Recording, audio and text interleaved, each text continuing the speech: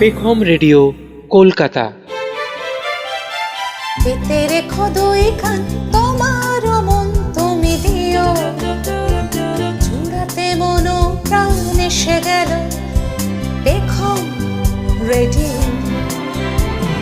কবিতা কথায় গানে সংলাপী মায়া টানে সকলের আদরণীয় পেখম রেডিও।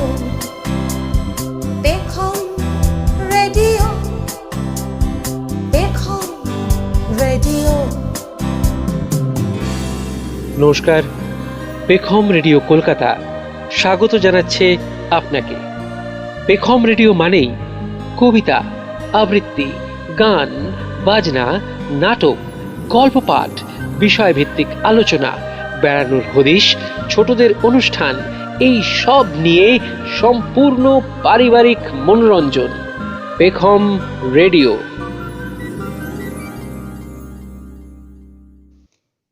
নমস্কার, আমি সোমা। পেখম রেডিওয় আপনাদের সকলকে স্বাগত। চলে এসেছি এক ঝাঁক আবৃত্তি শিল্পীকে নিয়ে আবৃত্তির অনুষ্ঠান আবৃত্তায়নে। এই অনুষ্ঠানে কল্লোল যুগের কবির কবিতা যেমন শুনব, তেমনি এই সময়ের অত্যন্ত জনপ্রিয় ও সুপরিচিত কবিদের কবিতাও আমরা শুনব। আজকের অনুষ্ঠানটি নারী প্রধান আমরা বলতেই পারি, কারণ অংশগ্রহণকারী সুপরিচিত বাচিক শিল্পীরা প্রত্যেকেই কিন্তু নারী। আসুন আমরা একে একে শুনে নিই তাদের নিবেদন। অনুষ্ঠানের শুরুতেই আমরা শুনব তনুকা চৌধুরীর কণ্ঠে বাংলাদেশের কবি পল্লব সেনগুপ্তের লেখা কবিতা অনুভব। আবহ অলোকেশ দে সরকার।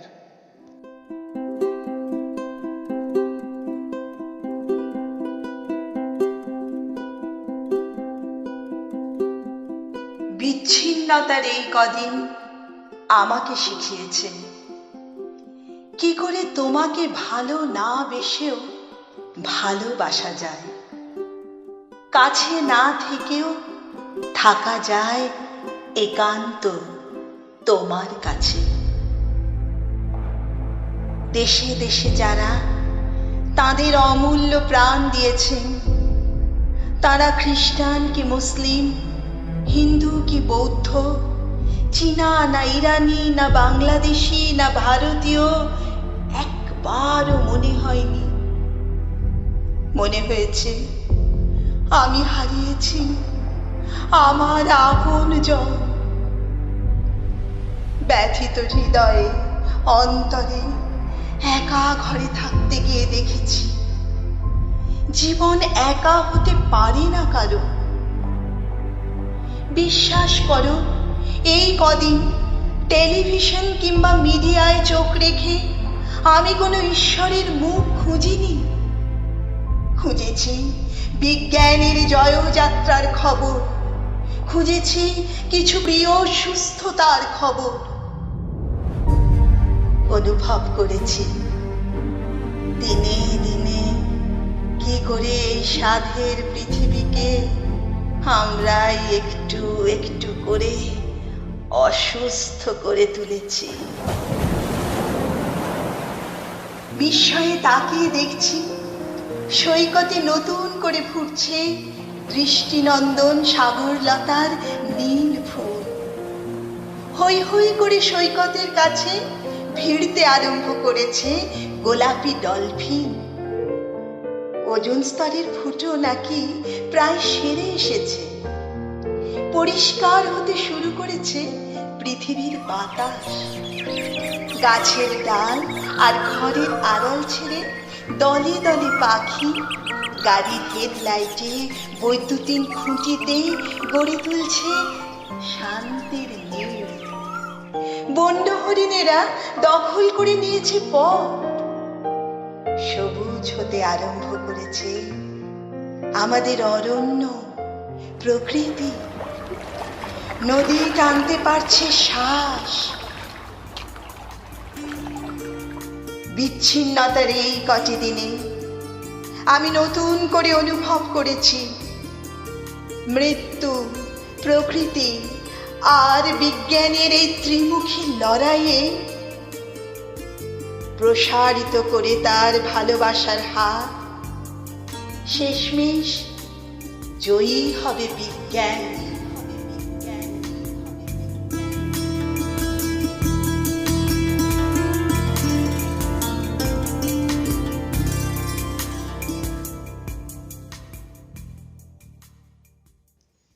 আমাদের মধ্যে রয়েছেন হুগলি কোন্নগর থেকে অপর্ণা চন্দ। তাঁর নিবেদনে রয়েছে অত্যন্ত সুপরিচিত কবি দেবেশ ঠাকুরের লেখা উপেক্ষিতার কথামালা কবিতাটি। আবহ শিল্পীর নিজস্ব।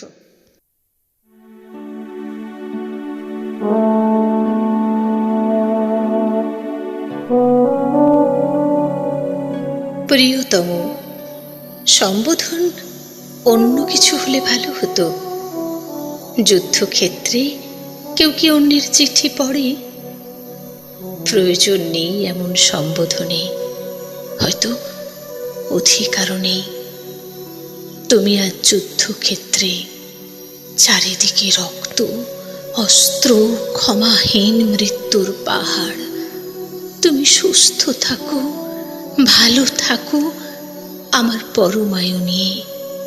তোমাকে না ছুঁই যেন যুদ্ধের উষ্ণ বালুকণা। অক্রু যেদিন তোমাকে নিতে এসেছিল, চোখের জলে পিছল করে দিয়েছিলাম তোমার রথের পথ, শুয়েছিলাম তোমার যাত্রা পথে।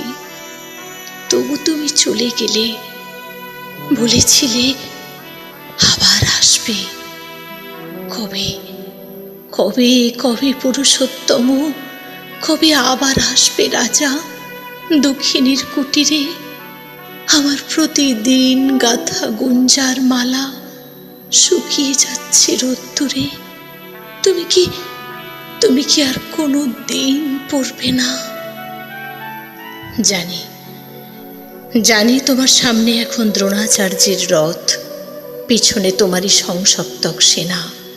শল্য মুষলে কাগ্নি অগ্নি বাণে আচ্ছন্ন আকাশ, চারিদিকে বাণ বৃষ্টি, সুদর্শন চক্র বুহ বাজছে তোমার পাঞ্চজন্য মেঘের মতো।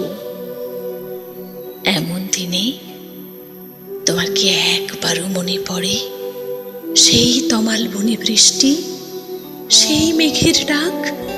কুঞ্জের পথে অন্ধকারে দুজনে পথ হারিয়েছি। বাদল রাতে দুই পথহারা পাগল, আর উপরে ক্রন্দসী আকাশ। তুমি আমায় বলেছিলে আমার প্রাণ, আমার জীবন, আমার স্বপ্ন, সব তুমি। মনে পড়ে না তোমার চন্দ্রাবলীর কুঞ্জে যাওয়ার জন্য সেই অভিমান? সেই তুমি এলে ভৈরবের সাজে, জটা জাল রুদ্রাক্ষ ত্রিশূলে লুকিয়েছিলে নটবর বেশ। আমার মান ভাঙাতে বলেছিলে দেহি পদপল্লব মুদারম। সেই তুমি বিশ্বরাজ জগদীশ্বর লুটিয়ে পড়েছিলে এই দাসীর পায়ে। কি লজ্জা, কি লজ্জা, কি বোকা ছিলাম তখন। আজ মনে হয় একবার তোমার পায়ে নিবেদন করি আমার সব লজ্জা। বলি ক্ষমা করো আমায়, আমি তোমারই। হয়তো এরই নাম দ্বিচারিতা, স্বামী নিন্দা মহাপাতক। আমার স্বামী আয়ান ঘোষ, শাশুড়ি জটিলা, আর ননদ কুটিলা। চারিদিকে বিবর্ণ দেওয়াল। দুধের হিসাব কষতে গিয়ে কখনো যারা আকাশ দেখেনি, তুমি তো তাদের দেখিয়েছিলে সোনার আকাশ। জ্বালিয়ে গেলে প্রদীপ, যার আলোয় জানলাম আমি শুধু কারো স্ত্রী বা কারো পুত্র বধূ নই। আমি একজন সম্পূর্ণ মানুষ, সরৈশ্বর্যশালিনী, আমি রাজেন্দ্র নন্দিনী। অবলা সরলা কুলবালা থেকে আমার নারী হওয়া, আমার মানুষ হওয়ার শুরু। আর তুমি আমার দর্পণ, যাতে নিজেকে দেখেছি বারবার। দাসী নই আমি, আমি ব্রজ রাজেশ্বরী, আমি রুক্মিণীর বেশবাস জানি না, সত্যভামার বীরত্ব জানি না, জাম্ববতীর প্রেমও জানি না। আমি রাধা, আমি সম্পূর্ণা, আমি অলোক সামান্যা, বিশ্বরাজের প্রেমে আমি সর্বোত্তম। তবু বলি, যুদ্ধের শেষে দিনান্তে যদি পারো একবার এসো আমার ঘরে। নিন্দিত আমায় নন্দিত করো, পূর্ণ করো, দীপান্বিত করো, দীপান্বিত করো।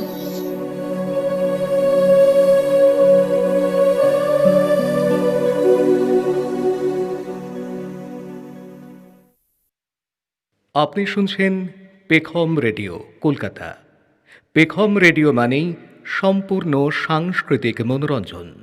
সঙ্গে থাকুন, শুনতে থাকুন। এবারের পরিবেশনায় আছেন ঝর্ণা দত্ত। তাঁর কণ্ঠে শুনব কবি অভিষেক করের লেখা কেমন আছো অনিমেষ কবিতাটি। আবহ শিল্পীর নিজস্ব। সত্যি বলতে অনিমেষ, বিয়ের পরের সকালেই মনে হচ্ছিল যদি সবটা দুঃস্বপ্ন হতো, যদি একঘার ঘাম নিয়ে ঘুমটাই ভাঙত। এতে উঠে বুঝতাম সবটাই মিথ্যে। যদি এমনটা হতো যে স্বপ্নই ভেঙেছে, আমরা নই, হয়তো জল খেয়ে আবার ঘুমিয়ে পড়তাম। কিন্তু স্বপ্ন যতখানি ভাবায়, বাস্তব ততখানি পঙ্গু করে দেয় মানসিকভাবে। তখন চরম সেকুলারিস্ট বলে ওঠে, এটাই হয়তো ভবিতব্য। ওরা ভাত কাপড়ের নিয়ম পালন করার আগের সেকেন্ডেও মনে হচ্ছিল বাসি কাপড়ে বেরিয়ে পড়ি। তোমাদের ল্যান্ডলাইনে ফোন করে বলি, 8B এসো, অপেক্ষা করব। তবে ওই যে, নারীর কাছে আবেগের থেকে বেশি প্র্যাকটিক্যাল আর কিছু হয় না। মা সম্প্রদান করার সময় বলেছিল, অনু, ভেবে নে তুই আমার দুধের ঋণ শোধ করছিস। নাটক। হ্যাঁ, জীবন সিরিয়ালের থেকে অনেক বেশি প্যান প্যান করে। তাই তো যারা সিরিয়াল দেখে কাঁদে, তাদের নিয়ে ঠাট্টা করতে নেই। কেমন আছো অনিমেষ?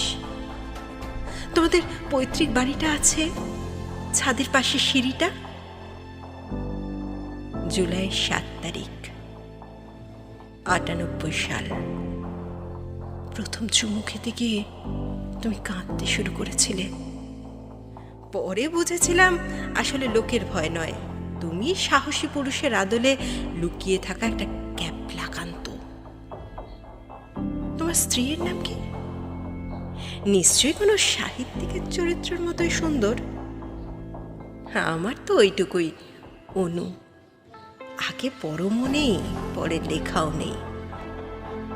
তবে জানো, আমার বর খুব মিষ্টি করে ওইটুকু নামেই ডাকে। তোমার মতো নাম পাল্টে কবিতা লিখেনি আমায় নিয়ে। এইখানেই সাধারণ সরকারি চাকুরি জিতে যায় শিল্পীর কাছে, পয়সায় নয়।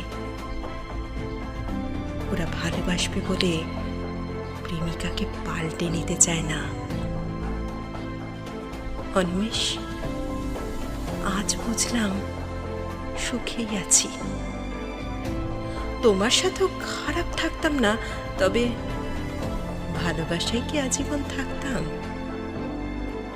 জানো তো, ওর সাথেও মাসে 2-3 বার ঝগড়া হয়। বছরে একবার করে বাড়ি ছেড়ে বান্ধবীর বাড়ি মেয়ে নিয়ে চলে যেতাম। ও কিন্তু বারংবার ফিরিয়ে আনতো। তুমি তো একবার খোঁজ করতে পারতে অনিমেষ। খোঁজ করলে আমার কানে খবরটুকু তো আসতো। করনি অনিমেষ। তোমরা লেখকেরা বিরহ যাপন করতে জানো, সম্পর্ক ঠিক করতে না। তোমরা ছেড়ে দিতে জানো, ফিরিয়ে নিতে না। তোমরা ছেড়ে যেতে দাও, থেকে যেতে বলো না। ভালোই আছো হয়তো অনিমেষ, বউ বাচ্চা গান বাজনায় সমৃদ্ধ। আমিও তো আছি সংসারের স্বামীতে, দামি শাড়িতেও।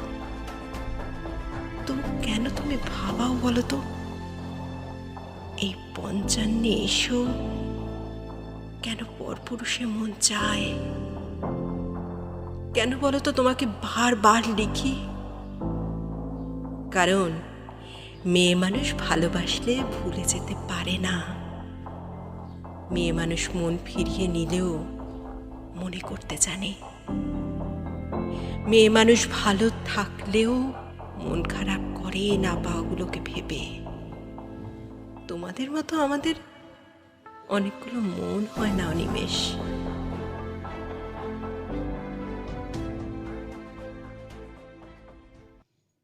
এবারে মৌসুমী মুখার্জি চ্যাটার্জির কণ্ঠে শুনব কবি অমৃতা প্রধানের লেখা একটি কবিতা। আবহ সন্দীপ দে।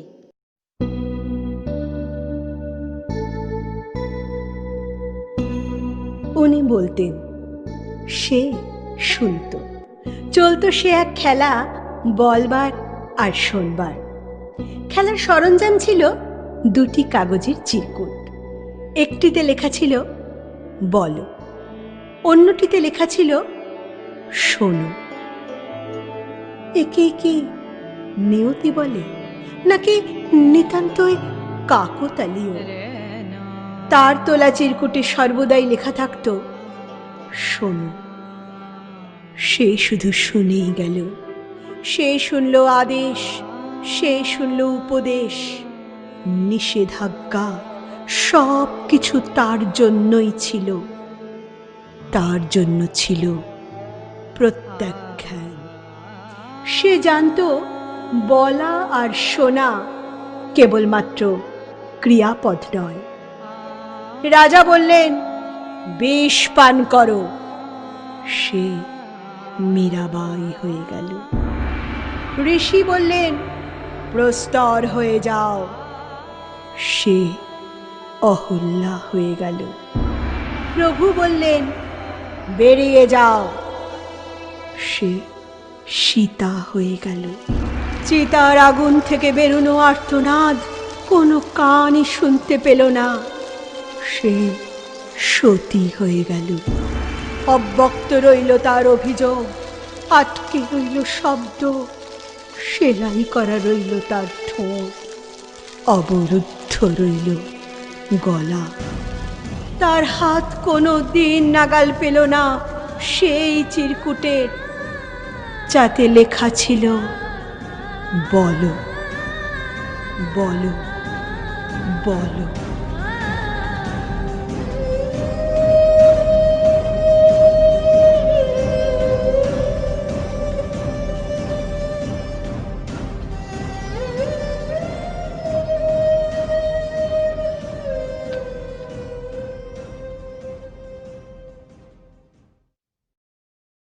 সঙ্গে থাকুন, শুনতে থাকুন পেখম রেডিও কলকাতা।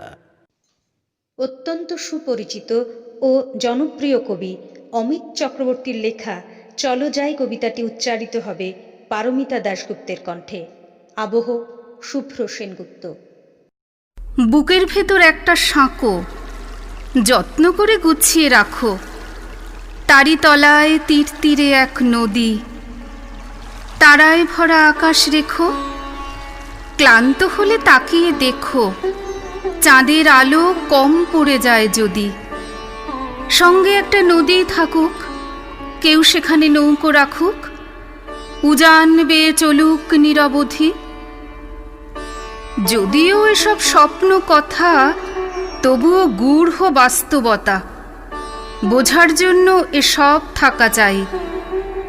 দুহাত দূরে পড়শি থেকেও মুখের সামনে আরশি রেখেও হয়তো দেখবে তোমায় তুমি নাই। একা থাকার কত মাসুল, জীবন করে দেদার উসুল। মৃত্যু নাচে তাই রে নাই রে ভাই। নিজের ভেতর নিজের বাঁচায়, আত্মা পাখি শরীর খাঁচায় ছটফটাচ্ছে স্পষ্ট দেখতে পাই। শব্দেতে আর অক্ষরেতে সঙ্গে সুরের খেলায় মেতে। চলো এবার তোমার সঙ্গে যাই। আপনি শুনছেন পেখম রেডিও কলকাতা। পেখম রেডিও মানেই সম্পূর্ণ সাংস্কৃতিক মনোরঞ্জন। সঙ্গে থাকুন, শুনতে থাকুন। একটা সুন্দর উজ্জ্বল নির্মল এক পরিবেশের স্বপ্ন দেখেছেন কবি তাঁর প্রেমিকার চোখ দিয়ে। আমরাও এরকম একটা মুক্ত পৃথিবীর স্বপ্ন দেখি। এবারে অনুষ্ঠানের শেষ শিল্পী দীপান্বিতা ঘোষের কণ্ঠে শুনব কবি বুদ্ধদেব বসুর লেখা চিল্কায় সকাল কবিতাটি। আবহ তমাল সরকার। কি ভালো আমার লাগলো আজ এই সকালবেলায়, কেমন করে বলি। কি নির্মল নীল এই আকাশ, কি অসহ্য সুন্দর, যেন গুণীর কণ্ঠের অবাধ উন্মুক্ত তান দিগন্ত থেকে দিগন্তে। কি ভালো আমার লাগলো এই আকাশের দিকে তাকিয়ে। চারদিক সবুজ পাহাড়ে আঁকাবাঁকা, কুয়াশায় ধোঁয়াটে, মাঝখানে চিল্কা উঠছে ঝিলকিয়ে। তুমি কাছে এলে, একটু বসলে, তারপর গেলে ওদিকে। স্টেশনে গাড়ি এসে দাঁড়িয়েছে তাই দেখতে। গাড়ি চলে গেল। কি ভালো তোমাকে বাসি, কেমন করে বলি। আকাশে সূর্যের বন্যা, তাকানো যায় না। গরুগুলো এক মনে ঘাস ছিঁড়ছে। কি শান্ত। তুমি কি কখনো ভেবেছিলে এই হ্রদের ধারে এসে আমরা পাবো যা এতদিন পাইনি? রূপলি জল শুয়ে শুয়ে স্বপ্ন দেখছে। সমস্ত আকাশ নীলের স্রোতে ঝরে পড়ছে তার বুকের উপর সূর্যের চুম্বনে। এখানে জ্বলে উঠবে অপরূপ ইন্দ্রধনু তোমার আর আমার রক্তের সমুদ্রকে ঘিরে। কখনো কি ভেবেছিলে?